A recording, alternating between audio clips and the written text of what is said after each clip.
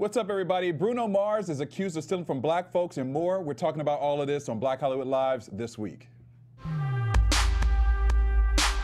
You are tuned in to Black Hollywood Live this week.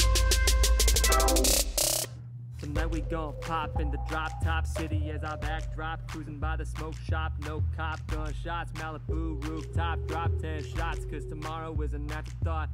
Tonight we gon' pop in the drop top city as our backdrop, cruising by the smoke shop, no cop gunshots, Malibu rooftop, drop 10 shots, cause tomorrow is an afterthought. Lights. That's nice. I like it. Dropping that beat right there. All right, what's up, everybody? Welcome to Black Hollywood Lives this week. I'm your host, Derrial Christon. Joining me is the alter ego of Courtney Stewart. Right? Vanity Stewart is in the house. What's up, y'all? What's up, Vanity Stewart? Changing it up this week. Trying to be a little different. Look a little different. Is this going to be part of the conversation we talk about later about black women getting tired of how they need to present themselves in the work environment? I don't know. Maybe it was inspired a little bit by that. I'm feeling it, though. I'm feeling it. Looking good. Both of you guys are looking so good. I was just saying before we went live. You just killed your introduction. Let me introduce you first, bro. Okay. Also joining us is the talkative Jeff Graham, who he's going to get mad at me, but that was his track. That was his track. Yo, that music we came into was Jeff Graham. Yes, y'all. I knew we were talking about cultural appropriation, so I was like, guys, I have a rap. Give him some love for that track. You're going to be able to get it soon, right? Can't they get it soon? I've got to figure out what I want to do with it. You got to put it out. I mean, you got to put it out, bro. Well, if you guys let me know in the comments. What did you think? Yeah. Or tell people where they can listen to it. It ain't up yeah. Well, I mostly moonlight as a comedy rapper. So if you guys are interested, I do have a comedy rap album. You can find it on Spotify. No, on SoundCloud at Graham Cracker Rap. Is where you can find it. My host name, if you're curious, is Jeff. I've been here before. Thanks for having me back, guys. I just want to say both of y'all are looking very, very nice today. I just got a haircut today. So. Yeah, you're all. I feel like very scrubby. Nah, you got the rap, so you're good. There you go. I also want to give a shout out to Anthony in the booth, who always chimes in and keeps us efficient on this show. So what up, Anthony? Hey, everybody. All right. Anthony. You can find me everywhere at Tony B. Tony _ the B is just a letter B. Oh, there you go. Okay, brother. All right. He's probably going to be appearing on that rap album soon. I know. Ooh. I know. As I have. Yeah, Derrial is on my comedy album, just so you guys know. I didn't even know that. I need to do an upgrade, you know. Yeah. I won't charge you this time either. Fair enough. Next time. Next time. All right. We got a lot of topics today to go through, so let's start off with something. We're going to start off with making history because, you know, we got white rappers in the building making history. So we're going to talk about how the box office made history this week. This past weekend, it was the first time that two black directors held the two top spots for these mega budget films. Of course, the films are Black Panther, which stayed in the #1 spot and crossed that $1 billion mark worldwide. And Wrinkle in Time made its premiere on the box office chart, and it was #2, and it made $33 million. So everybody showed up and showed out and supported, and everybody was super excited. And Ryan Coogler, director of Black Panther, and Ava DuVernay showed much love over social media for their amazing feat of conquering the box office together. And you saw Wrinkle in Time, right? I did. I've seen both films and Wrinkle in Time. Okay. Wrinkle in Time was really great, and it's a really great kids movie. That's what I've heard. Okay, that's what I felt like. It's more kids. It is definitely, and I think that I can recall, I read the book when I was a kid, and I really wanted to read it again before I saw the movie. I just forgot and didn't have time and whatever. And so there's a lot of stuff that I don't remember, but I really remember loving it as a kid. And I do feel like some of the translation didn't quite make it on the screen, but I have a 12-year-old went with, and she had a great time and thought it was the best movie ever. So I think it's definitely a kid's movie.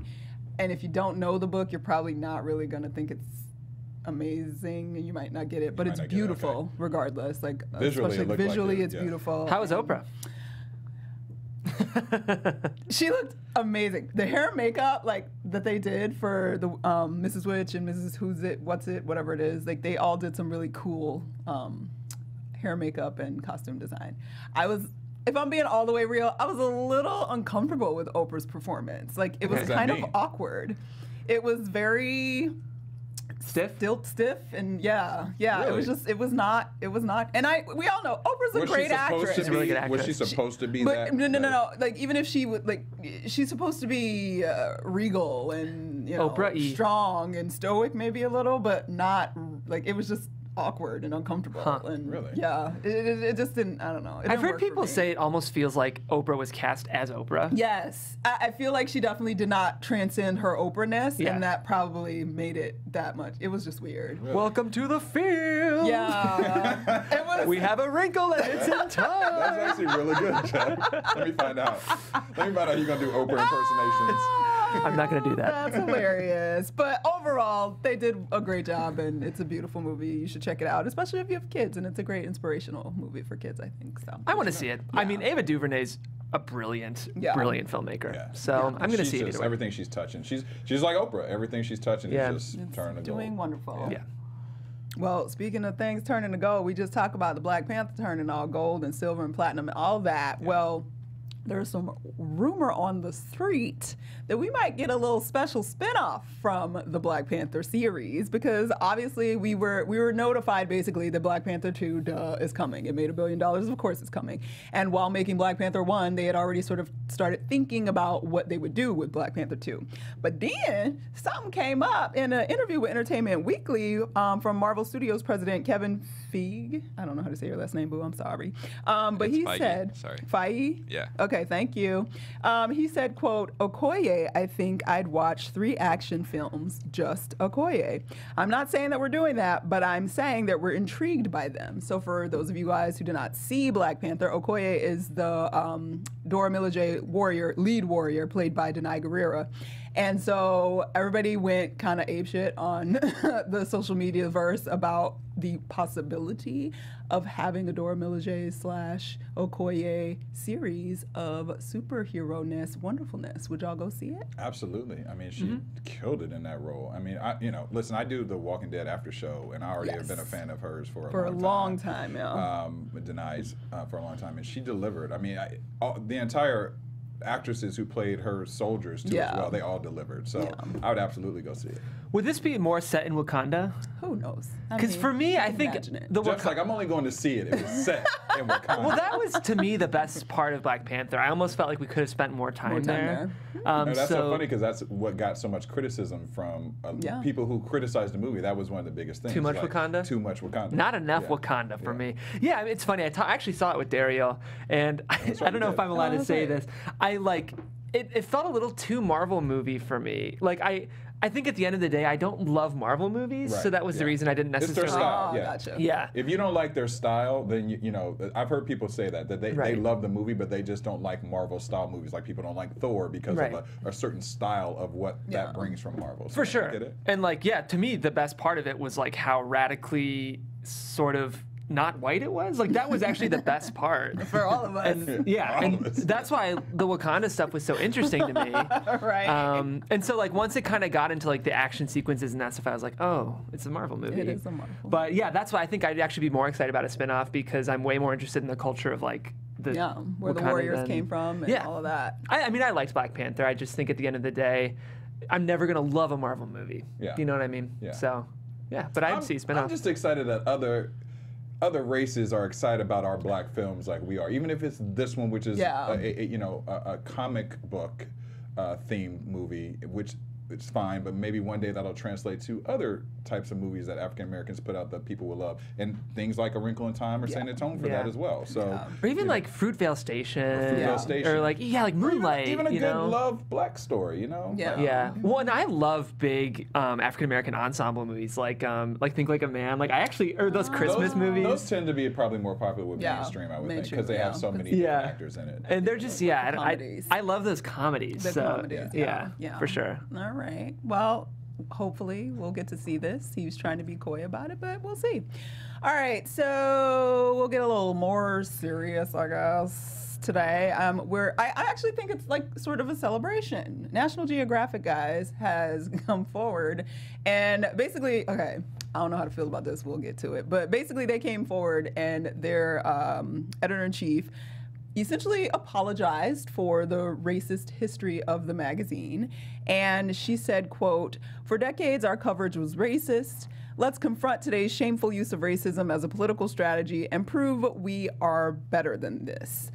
And then she went on to sort of explain how they're kicking off a series for a year about, multiple stories about race across the globe. And it starts with their April issue, which is devoted to that topic, which the cover is right there. The two daughters that were same family, they were twins. One's white. One looks white and one's black. I believe they're British. I don't remember. Yeah, I remember when they were first born, it was like a big deal because of the difference of the way that they were twins. So she said basically like, you know, we can't talk about race in this time and not admit to the things that we've done to sort of perpetuate negative perceptions and negative ideas about other races and not stand up for what we've done and show how we can change that. So a lot of people were super impressed and thought it was really great that somebody stood up and, you know, actually called out some of the things that they did, and they listed some of the headlines that they had used over the years. One of them was quite interesting. This was about some indigenous people in Australia, and this was a title that was in the magazine back in, this one particularly was in 1916, and it said, South Australian black fellows, these savages rank lowest in intelligence of all human beings. Ooh, wow. And then National Geographic was also known for years. They always are covering, you know, these smaller populations across the globe, but smaller black and brown populations across the globe, but they never did any real coverage of black culture or black anything in America until around the 1970s when they started to do some articles featuring actual black people in America. And black people in America were not able to be a part of the National Geographic Society until the 50s. Whoa, that's crazy. So it's a fascinating little, you know, situation. And National Geographic is, you know, sort of a cultural staple in this country. What exactly is, when I think National Geographic, I think like photographs of frogs by waterfalls. Like, what exactly is it? I mean, when I think of it, honestly, I think of, there are two covers that always stick in my head. It was like maybe an Indian Indian young girl, and she had really blue eyes or something like that, and they put her on the cover. I remember that, yeah. Do you mean like Native American or no, like South Asian? Okay. South Asian. And then like a random lion that they put up there one time. It was like in Africa, in the jungle, and they showed like this lion eating some other animal that was on the cover. I mean, isn't the magazine supposed to be just about kind of worldly culture in general? Okay. That's kind of why it was so problematic, because National Geographic was very instrumental in sort of shaping American perceptions of global society and what was happening globally, especially through the mid 1900s, like through I would say from probably like 1930s through probably the 60s, I would say. Like they were a huge part of why we thought, or how we thought about Africa, India, as you said, like and these sort of headlines and sort of putting indigenous people in sort of negative lights, I guess is the best way to say it, is how they shaped America's perceptions of those places. Yeah. So I think it's really cool that they actually fessed up to that. Because and please don't get mad at me. There's also another thing that I remember about it, but I was a little kid. Sex. No, they had sex in national. I mean, they had monkeys having sex. That was like once they had a cable channel. A lot of African women walking around with their breasts out. All the time. It was almost like the alternate Playboy in my house. It was like, because I was the one that my mom had out, so she was okay with National Geographics, but like she couldn't have my dad's Playboys out, so it's like those were hidden. But National Geographic. So essentially, National Geographic, you shaped Derrial's perceptions of titties. Okay. Good job. Not just, I mean, let's be clear, not just Derrial. I'm just saying, if you want me to be honest. You confused a whole generation of boys. They thinking they gonna go to Africa and visit, and it's gonna be titties there for all of them, everywhere, all the time. Right. Sometimes dude butt too. That's true. Yeah. Or dude butt the doesn't tribes give you with the rings and like a lot of that. And I remember a lot of those. So well, congratulations. I'll be interested to see what stories they tell on race for the next 12 months. We'll see. We'll see if it changes the game. All right. It might be. I mean, I love like a good human interest map. Like I love the Atlantic and like the New Yorker, and it would be really cool if the National Geographic kind of, because to me, I've always thought of it as sort of like a photography magazine. So I'd love to see them sort of enter the world of like actual human interest coverage. Like, and didn't they used to have a show on PBS, National Geographic Explorer? I used to come on like something like that. But then they had their own cable channel, and that's why I saw monkeys having sex the first time. Okay, yeah. See, I don't remember the monkeys. Maybe I blocked that part. So they do a lot of animal coverage, but it's also a lot of people. Okay. Well, it'll be interesting to see where it changes. For sure. All right. Is that all of your topics today? That's all, folks. All right. We're going to move on to our EUR Web Story Spotlight of the Week. Or stories. EUR Web Story Spotlight of the Week. All right, so we are moving on, and our first story is actually about Bruno Mars in our EUR Web Story Spotlight. So, obviously, we know Bruno's having a lot of success, coming off of, the award shows. He racked up at the Grammys. He is kind of, right now, I feel like America's kind of sweetheart, whether you're black, white, or whatever it may be. I mean, he can't go wrong right now.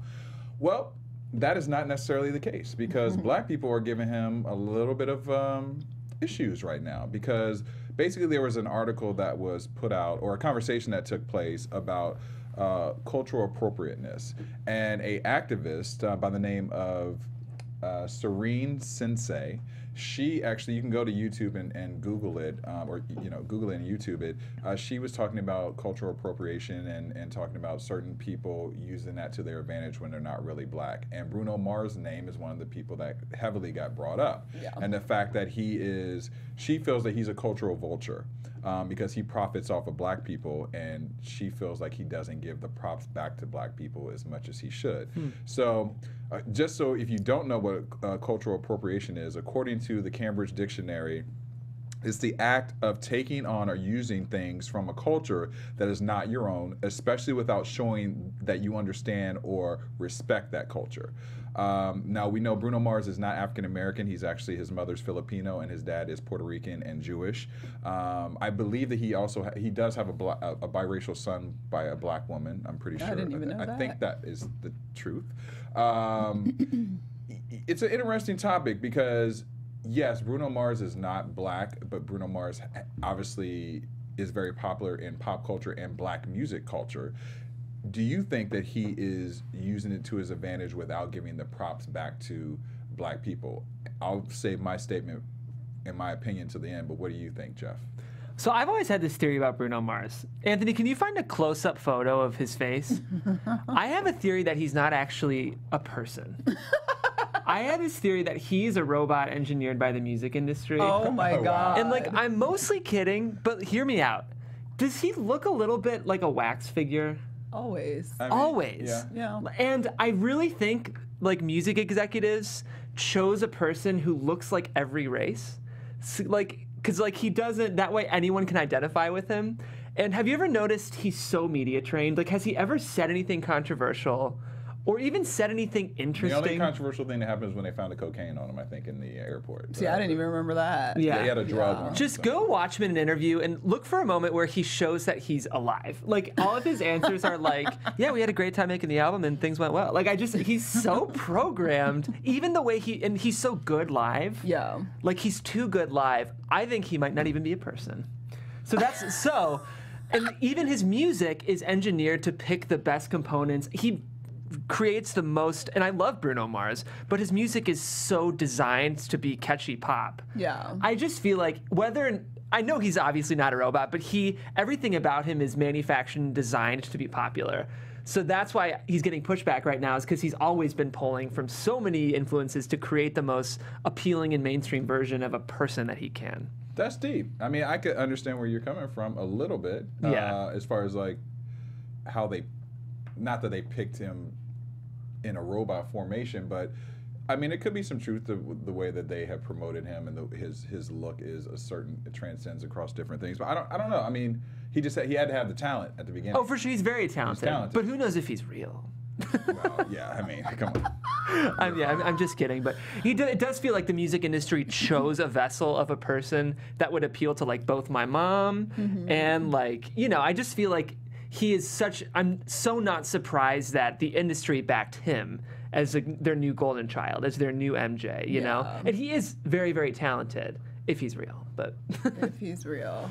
I don't even know how to follow up on that. I mean, that was heavy. Yeah, I don't even know. I really don't even know. Not a person. I mean, it was good. That was deep.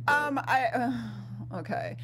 Your definition of cultural appropriation, for me, leaves out the element of power and power structure in culture. And for me, Bruno Mars is not bothersome at all. Well, for one, because in my brain, Puerto Ricans might as well be black people, because the slaves came and were mixed in with indigenous people there too, and they're Americans. So essentially, there are just there's white Puerto Ricans, there's brown Puerto Ricans, like that are essentially what black people are in the States. Yeah. So that sort of distinction that we like play around with constantly is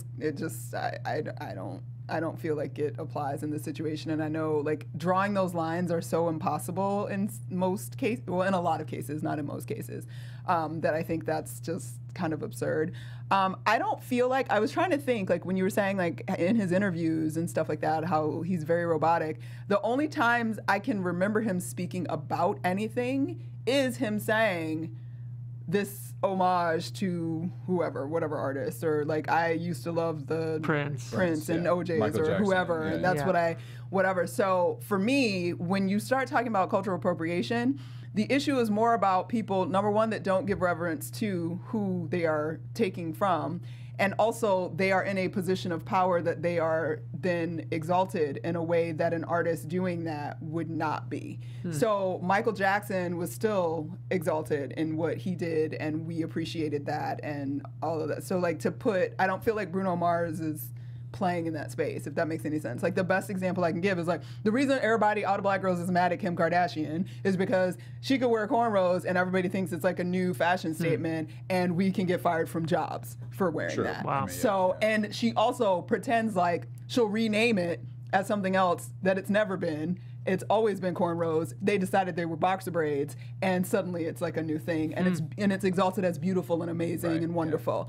I don't feel like Bruno Mars's music is like, oh, everybody's saying, oh, it's so beautiful and it's so wonderful, but people weren't saying that about Prince and MJ and all of that in the same way. So I don't feel like the cultural appropriation terminology based on where we exist in culture right now applies in his situation really at all.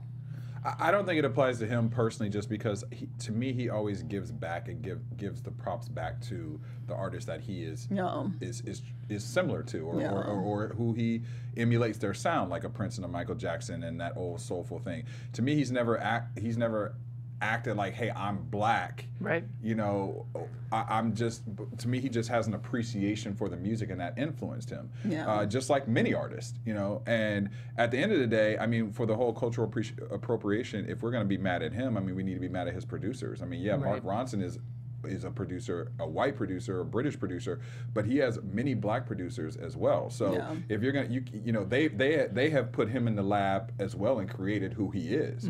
So you can't just be mad at Bruno Mars if you're gonna single him out. You got to be mad at the record executives who are black who also put him in this game, and the producers as well. So, you know, I really don't feel like he's the type of person who's taken advantage of it. I think, just like anyone else would do, you ride the wave that you're given, and that was his wave that he was given. He likes soul music. He came in as a soul pop artist. He's stayed true to that, and he does it well.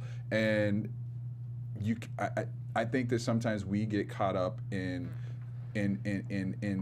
faulting people for something like that, when I don't think that he should be faulted for that. I think there are many other people who have stolen from us who don't give Elvis, you know, let's start with, that's somebody who you maybe want to get mad at, or if you want to get technical, maybe Justin Timberlake, if you want, you know. I was thinking mad at Justin. You know, we're mad at Justin. That's why now, ain't nobody listening to that new album. You know, but I mean, Justin Timberlake is somebody that I would say you would get more upset with, because. But do you then? Because he has made it clear, growing up in Memphis, that he was like very much influenced and around what he was around. To me, I feel like the content, like your words, have a lot more impact over necessarily styles. And like, I feel like if Bruno Mars were using the N-word a lot, it would feel a lot worse. Yeah. You know, he's not singing about the black experience. He's singing about love and going to Vegas. And he's using, I mean, obviously, dancing. Right. And it would feel a lot more problematic if he was singing songs about being black rather than, I don't know. I just feel like, and someone brought up the very, very good point, is if he's not allowed to, you know, borrow from soul, what's he supposed to do? He's not going to write Hawaiian Puerto Rican songs. Those aren't going to play on the radio. I mean, maybe that should be a new trend of music. But, you know, I just can't imagine like Mele Kamikimaka making huge waves on the radio right now. Like, you can't blame him for not like embracing. I guess Havana's doing really well, and I love that song. That song has grown on me. I can't lie. He's not a Latin. He's not a Latin artist. Right. Like, he's not, like, that's not his voice. Yeah. So he's never written songs that have social meaning. You know, he's writing pop light pop music. So I don't know. I would be a lot more concerned about his content if it was if it was actually about him trying to appropriate the black experience. Yeah. Well, the activist also went on to say Bruno is not black at all, but he plays up his racial ambiguity to cross genres. Well, but I know we get, but what is he supposed to do? Like, he is racially ambiguous. Yeah. Like, he is like 8 different freaking ethnicities. He is. So, and like, he claims all of those. there's no playing up when you're just existing as you are. Like, and that's not your fault. Like, either way we go. And I feel like that's the colorism nonsense. Like, we just. I feel like we should focus on something mess. else than Bruno. Bruno. I mean, of all the problematic ish we got going on, Bruno Mars is. If anything, Bruno Mars brings joy, guys. Yeah, I was gonna say. I actually was gonna say that he brings happiness. Just be happy. At least we want to dance when we hear his music. You know what I mean? And he's changed styles every couple years. Like, I feel like this newest album is very New Edition. Yeah. Whereas like 2 years ago Bobby was Brown, very R&B, Earth, Wind, and Fire. 90s. Like, I just feel like Jeff knowing your Earth, Wind, and Fire. Let me they're find one out. of my favorites. Yeah, I just feel like and even at the beginning of his career, he's done like sort of that Rat Pack. You know what I mean? I just feel like, I don't know, I've never felt like Bruno was someone, and again, he always pays homage to these artists. He's not ripping off of them, I don't. to me at least. Yeah. We disagree with you, activists. So, Sorry. keep your argument going. Let us know what you guys are thinking, too. Tweet us, hit us on the live feed and give us an idea of if you think that Bruno Mars is culturally inappropriate or... culturally inappropriate. Or culturally... appropriating. Appropriating, right, exactly. All right, we're going to move on to our next topic. This is also an interesting topic that's been going on. So there was a article that was published in... Huffington Post, Black Voices. It was by a writer by the name of Dee Shante. She basically was speaking about her experiences in the corporate world and how she's tired as a black woman of having to be what she calls the perfect and the right kind of black girl in the workspace. So some of the complaints that she has that she put into the article, which you can go to Huffington Post and read the entire thing at Black Voices, is that she says, wearing your natural curls but not too big so you don't bring attention to your fro. Don't wear your hair in too low buns anymore. Avoid political conversations by any means necessary. Be stylish, but not too stylish at work because you don't want to bring too much attention to your body and your curves. Be soft-spoken, but not too firm or too harsh, because then you're going to be an angry black woman. Don't show any emotions, especially anger and irritation, because that still falls under the black woman, stigma that's out there, angry black woman and black man. Don't bring too much attention to yourself overall. These were like things that she listed in her article that she said that, she just feels as a black woman, she's tired and exhausted of having to become a different person in the space. Courtney, I'm going to start with you on that because you are obviously an African-American woman who has worked in corporate America and different jobs outside of that. What do you feel about the statement that she made?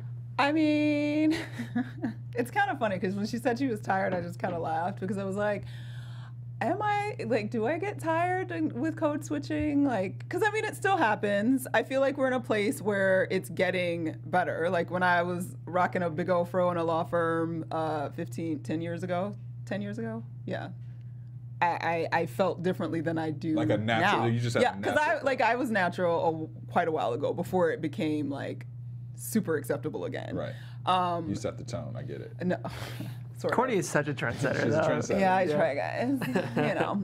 But anyway, so I can see where she's coming from, but at the same time, I almost feel like it's just sort of an existence. Like I don't know anything else because I know she talks about her like education experience through life and everything like that. And like I've not been in a black environment since the 5th grade. Wow. So, an all-black environment, I should say. Yeah. So, most of my education, most of my college education, most of my work experience, like I'm in I would say mixed, but it's not even really mixed. It's primarily white.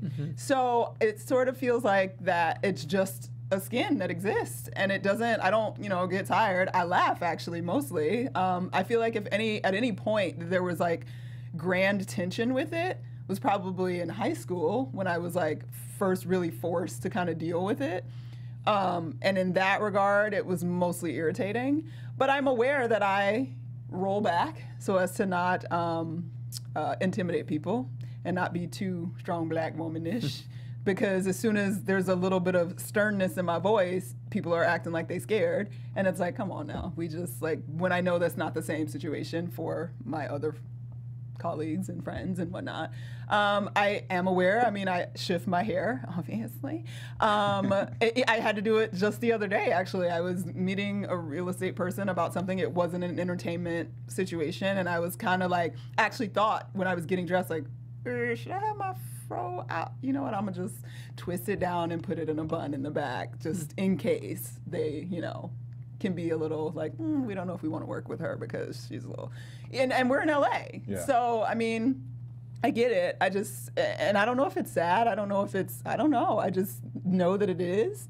And it's the shoes that we walk in. And I don't know that it can be different. I mean, I think I want to hear what Jeff has to say as the white man on this panel, but I think it's just a blackness that you're taught, whether you're a male or female. Yeah. I mean, there are certain things that I was taught as a black male to, you know, speak a certain way or make sure. I always tell you got to be better than the rest because, you know, you got to be better than your white counterpart no matter what, because you always are looked upon as being lesser than. And, you know, whether your speech or how you carry yourself, or even like there's black, you know, the angry black man syndrome. Yeah, for too, sure. You know? You don't like, want to scare people. You don't want to be too angry Yeah. or too intense, you know? So it's like, oh, you're smiling. Oh, he's nice, you know? Yeah. So I think it's just something that culturally we're just taught from the beginning. My hopes is that things are changing a little bit. I mean, because we've had, you know, obviously talked on the show about even women in the military of wearing braids or what that's perceived as, or people in sports, you know, what that's perceived as. I mean, entertainment, you get away with a lot more for things, sure. obviously. Yeah. So you can, it's like, that's like a unicorn, the entertainment business. So Right. like that's a whole other different realm. But corporate America, it is obviously has its own rules and regulations. But I feel like the way things are now, especially with like the hipster era and all that, it's sort of changing a little bit the way that you're perceived is, you know, maybe not as threatening if you're rocking your braids or rocking an afro or, you know, it. I don't know. I wonder. Jeff, are you like, you know, you can be honest. Like, did you ever have feelings seeing someone black in your workspace that maybe had an afro or maybe had braids and maybe felt a little bit more intimidated by them? Or? Well, the thing is I've never worked in conventional corporate spaces. So I studied to be a teacher. I don't know if you guys knew that. I did not know that. So I can see you as a teacher, actually. I miss it. I totally used to really feel like you'd it. Be like a science teacher or something. I was English. English. Yes, high school Duh. English. But Writer. yeah, my first, so my first 2 years in like the professional space, I was working in a very diverse low-income district. Diverse in the sense of I had black students, I had Dominican students, I had white students, but I've never worked in a corporate environment, and so there I never really thought, I don't want to say I was colorblind, but you know, it was when you have so much diversity, there's less of a stigma around how people present themselves, I think. And then I moved to LA and got a job in entertainment. And as you mentioned, I think people are less buttoned up about appearances in entertainment just because our heroes in entertainment, you look at white people, it's Lady Gaga who wears meat dresses What to to the be VMAs different is and- to be good. Good, Well, right. relatively, because you can Relatively, qualify that, because it wasn't until I would say probably the last 3 years, actresses, especially black actresses, were still told to make sure they have That's true. headshots with You're straight right. hair. You're right. Like, because, I think I'm referring more to music, but you're right with acting. So for it's sure. it's changing, yes, but is it changing? And I always think I think it's changing because I think that at least the white people that I'm around are asking questions about things in a way that they didn't before. Yeah. So and that's still friends, so they feel comfortable and they feel comfortable with me, and they're like actually, and the idea that they're thinking about it and that's a conversation, because I don't necessarily know that this conversation of code switching was really happening with my white friends 10 years ago. Yeah. So I think in that regard it's changing, but then I wonder as black people if it's it's borderline DNA at this point, because it's existed since we existed as slaves in this country. You had to code, because what was going on in the slave quarters was very different conversation than what slaves were having with the families that they were enslaved with too. So I don't know if that's a change in black people that can actually. It's so culturally ingrained. It's just a You know part what of I'm the saying? black Like, experience. it's just sort of a Yeah. part. Like, is that even adjustable at all? Yeah. For us, I don't know. I mean, I think people carry stuff. I mean, like, this is a obviously way less qualified example, but like coming from the Midwest, you can relate. Yeah. You know, you bring some of that culture with you. So like, maybe the way like negotiating or like passive aggression. I think like there's been cultural adjustments I've had to make just coming from a different place. So I think there is an element of people just carry things with them. And I don't know, I would like to think that this generation is less concerned about, I don't know how you feel about the code switching thing. I would hope that people would feel safe to be themselves around me, for example. Well, see, that's what I think is interesting. It's not a question of being safe in your accepted spaces. Yeah. It's the question of when you are, okay, for instance, okay, we still have cops shooting kids in the street, and we still really haven't addressed, like, why is this happening? And everybody wants to say, well, you know, it'll take time and generations and, you know, and maybe this new generation, because they don't see color. Yeah, no, because you never actually dealt with why it was happening, because the people that are doing it are saying they don't see color, and they are, and some of them are the same color as the people that they're shooting. Absolutely. So I think that, because I feel like the code switching thing, it starts to move into issues in terms of class and why we classify people a certain way, and your assumption that just like if you're in line in the first class line at the airport, there's been all these stories recently about how like a random like white lady will like bump out of the way and pretend like the black person wasn't standing there, assuming that they would not be in the first class line. So I feel like those small things that just sort of exist in our culture that sort of come from all of this stuff that we carry with us, to say that it'll suddenly just be born out of us is a joke. Like, and I think we're kidding ourselves, which is why I think racism still exists so harshly in this country. Well, because people don't want to face it. I mean, they act like we're facing it a lot more, but I think people are still scared. It's so much easier to be in the land of, I didn't see it, or that's not me, that's not my experience. But the problem with that is that it still continues to go on, because there's still going to be, it's changing. There's a lot more people who are aware of it, like yourself, who you'll teach your kids something different than maybe someone else who, you know, how you were taught. I don't know how you were taught, but I'm just saying in general. My parents are super racist. I mean, that could be the case. You know, that could be the case. I have friends who actually, their parents are super racist, and they're not. They're the polar opposite of that. So, you know, and they're teaching their kids something totally different. So that, you know, that hopefully will be the case. But I still think that there's still going to be people who just are going to be intimidated by culture and, you know, that aren't exposed to a lot of things that we take for granted that we are exposed to, and they're still in the same place of not being exposed and going to have the same mindset, and those people are going to unfortunately decrease the percentage of people that are, but I still think overwhelmingly most people will have, it'll be more people accepting things in the long run. Do you think, because like there was this argument a few years ago about the browning of America, and that the browning of America is what's going to finally cure the racist problem, because there's so much mixing and intermixing now that eventually it'll be brown. But I've wondered, and I like sort of fascinated by this, it almost makes me wonder, why wouldn't it actually make it that much worse? Because if we've decided that that's the acceptable form of brownness and blackness, what about the people that aren't that? And we never address that. So how is that somehow making it better? Just the assumption that they will finally no longer exist, because but in order for it to continue to brown, like how, like that doesn't make sense to me. So I'm always like interested in a lot how, of ways, in sort of a bad way, it's still a benchmark is making the lighter skinned person still above everyone else. You know what I mean? Like it's still the same argument that we've been having for thousands of years at this point. Exactly, so it's I'm interested in that. And then I wonder if Tyra's theory will just work out, that suddenly, because it'll be most people will be brown, then suddenly for the first time ever, just regular black people will suddenly be a huge commodity and amazing, and everybody will suddenly shift. I don't actually think that's going to happen personally, but that was. I think they'll find another race to make that.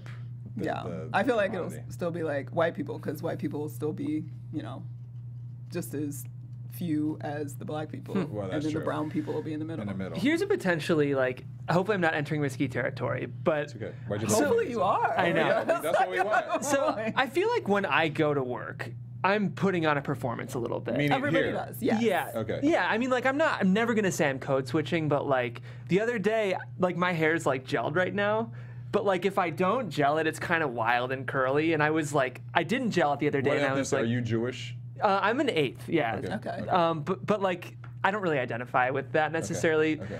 Either way, I was here and I knew that Maria was coming in, our CEO, and I was like, do I look... do I look like camera ready, like presentable? And I don't know, is there an element of there's just an expectation, whether you're black or white, to meet a certain like corporate, like the American corporate? I think you're in similar territory. Yeah. I think the difference is that you're generally not punished for it. Yeah. Right, exactly. Like, it might be like, oh, Jeff didn't do his hair today. You look a little crazy, Jeff. Yeah. But then if it's Derrial's a little hood. Yeah. He might not need to Interesting. be in this. Yeah. That's a really good He point. shouldn't be walking in this space. Right. With we me, can't have it's him in like- certain meetings. Yeah, it's like, oh, Jeff like slept in today. Yeah. Whereas with Derrial, it's like, oh, should he be in the office? Like, was yeah. he thugging on the street last Wow, night? exactly. Like, what? That just made Did a he lot do of drugs? things. Did he Yeah. sling crack last night? What's Wow. going on? I get that. That made a lot just make sense to me. You know, right? Yeah. it was the crack part, right? Oh yeah, if that was it. It was Well, I'm a obvious user. with the crack Yeah. part. Well, you know, Frequent. this is a conversation we're going to have to continue because we got to move on to the last subject before we For get out of sure. here, which also has to do with race as well. Because it's Black Hollywood Live, Because and it's- what would we be It's if we Black weren't talking Hollywood about Live. race? All right, so actor, producer team Matt Damon and Ben Affleck, they have started something that a lot of people are starting to include into their contracts is a inclusion rider. Basically, if you watch the Oscars, you saw Frances McDormand when she did her acceptance speech. One of the things that she mentioned was that she wanted to start having studios and production companies have an inclusion rider for females to make sure that they are writers, producers, directors, to really, diversify the entire entertainment business. So a lot of people have sort of been jumping on that as well. Yeah. Matt Damon and Ben Affleck are the latest ones because they have a company called Pearl Street Films where they are doing a lot of work and hiring a lot of actors and entertainment staff, producers, directors. And so basically what they said is that moving forward, they want to ensure that diversity happens in their company and in Hollywood, so they are including this writer there. Another person who has done it is Michael B. Jordan. He announced that he has his company called Outlier Society. He's doing the same thing to make sure that everything is really diversified for women and directors. So if you don't know what that means, inclusion rider, it will help ensure more women and people of color have significant roles within the company. So what do you guys think about that? Congratulations. It's about Keep moving time. It's forward. about damn time. Like, Here's Jeff, it's about damn time. words are Here's nothing my- without action. the inclusion rider applies to the whole set, right? It's not just because I did have this fear of like, how bad would Black Panther have sucked if they just threw a bunch of white guys in the movie? Yeah. Do you know what I mean? Like I was like, oh shit! Like it was so cool to see a movie that was just all like, or Moonlight, and I was like, man, I hope you run a little bit of a risk if you're forcing directors, I don't know, to cast a certain. I just think of all these amazing movies of color. I wouldn't want them to be like tampered by just forcing. Even like if you would have put a bunch of Latino or Asian people in Black Panther, Right. I don't know. Would have taken away I from think it. that's casting. Casting can be a separate issue. I think this is primarily more about crew crew. and Yeah. making sure that these opportunities are open to I love it. other. Yeah, it's just casting is such an interesting component of our industry because It is. it will always be discrimination based. Yeah. Do you know what I mean? Like Yeah. it is. It's the tricky conversation around casting because just if you choose to enter the world of acting, you're choosing to enter Discriminatory practices, exactly, because they're basing on type. But the thing about that is actually that with inclusion writers, as more writers and more directors and more cinematographers and producers that are from different spaces are getting in positions of power and decision, they're going to be telling stories that maybe Matt Damon and Ben Affleck wouldn't tell, which then in turn puts different talent in front of the camera. Sure. Because nobody's trying to say, or at least I'm not, I can't speak for everybody. There are some shows that should just have some black people in front of the camera. There are some movies that should just have some white folks in front of the camera. But there are definitely a whole lot in the middle that could have been either way, but only white men had been working on these things for so many years, and they only saw it that one way. And let's be 100. I mean, Matt Damon and Ben Affleck need to be doing this. I mean, obviously we know that Ben has been in the news with everything with Me Too. And Matt has gotten in trouble with a lot of statements that he's made in regards to Me Too. And he was, and when they did racial things in the past, past, and that whole thing that happened when they had their HBO production special for with Effie Brown. With Effie Brown. I mean, let's not forget that. So these two need to be at the forefront of promoting this writer inclusion, which is really interesting. But maybe that will bring them up in a whole new way, and they're going to start creating some stuff that they never knew they could. Well, what people forget is like these movies are making money. Like that's the thing is like it's everybody changes when the dollar speaks, right? It's good culturally. Of course, we should be pushing this, but like Black Panther and Wrinkle in Time are the two highest-grossing movies right now. So like, even if you're a racist douche, still you should be making these movies anyway because you're I don't know. Yeah, you should make them because it makes financial sense, and hopefully it will open your soul to not be a racist. Absolutely. Anymore. Yeah, I'm just like there's so many monetary benefits. To diversity in Hollywood. Yeah. I don't know. I just like I want people to understand that like this isn't. It should be obviously priority one is a culturally inclusive art form, but like also it's not even a huge risk anymore. I agree. Even straight white dudes are bored of seeing straight white dudes on TV. You know what I mean? Yeah. Like coming from the horse's mouth. Coming from the horse's mouth. Yeah. All right. Well, let's get out of here and do whatever we're about to do out in these streets, man. On these streets. Go get some cornrows or something. I don't know. All right, Courtney, take this wig off and put my fro back out. Right. Courtney, where can fans find you and your new hair? And your new attitude? My new attitude. I'm going to try to keep it tight. Find me. I don't know what I'm talking about. I'm like, what? Like, excuse you. Call me. I was thinking about my wig is tight. Anyway, find me everywhere on the social medias at Stewart Starlet. You guys can find me online at Jeffrey C. Graham, where I host a show where we table read scripts, and we're reading a female-driven Breaking Bad tomorrow called Highline. That's exciting. It's really good. It's set in the Ozarks. It's kind of like Winter's Bone, if you've ever seen that movie. Yeah. So, and they can find your music where again? Speaking of cultural I'm not gonna let that slide. Hey, it was good. When it's good, it's good. It's good. You can find it. Just make sure you applaud your black people that you stole. Oh, absolutely. Your influence. And just know that I am not in any way taking myself seriously with this music. It's Graham Cracker Rap. Graham Cracker on SoundCloud. All right. And thanks for having me, guys. I love coming on the show. We love having you. The fans love you, too. You can find me at Derrial Christon on Instagram, Twitter, Facebook, and on The Walking Dead Sunday nights at AfterBuzz TV, and on Broken Famous on Reels channel. Hey. And we'll see you guys next week. Peace. Bye. From executives Keven Undergaro, Derrial Christon, Tiana Hobson, and the entire BHL staff, we would like to thank you for supporting Black Hollywood Live, the first online broadcast network dedicated to African American entertainment. For questions and comments, contact us. info@blackhollywoodlive.com. Like us on Facebook, tweet us, or Instagram us at BHL Online. And I am the official voice of Black Hollywood Live, Scipio. Instagram me at KingXOBay. Thanks for tuning in.